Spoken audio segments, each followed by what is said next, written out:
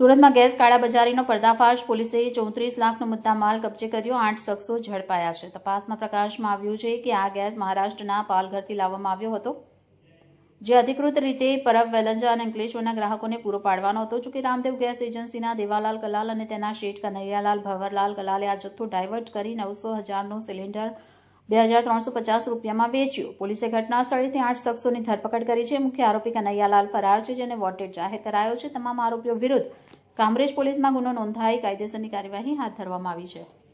સુરત ગ્રામ્ય જિલ્લામાં રાંધણ ગેસના બાટલાઓનો ગેરકાયદેસર રીતે કાળાબજારી કરતા સંગ્રહખોરો અને વેચાણ કરતા ઈસમોને પકડવા માટે સુરત ગ્રામ્ય એલસીબીની ટીમ પેટ્રોલિંગમાં હતી.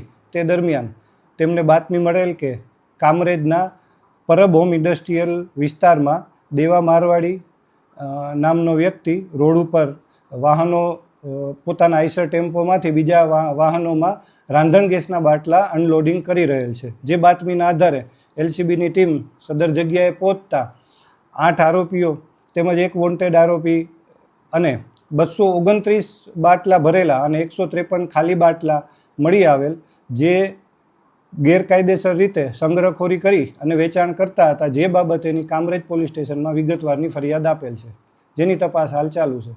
સાહેબ, આ બાટલા ક્યાંથી લાવવામાં આવ્યા હતા અને ક્યાં સપ્લાય કરવાના હતા? આ બાટલા ગો ગેસ એજન્સી છે. ગો ગેસ એક બ્રાન્ડ છે ગેસની. તે મહારાષ્ટ્રમાં નાગપુર પાસેથી આવતા હતા અને અલગ અલગ માણસોને ગેરકાયદેસર રીતે આપવાની પ્રવૃત્તિ ચાલુ હતી.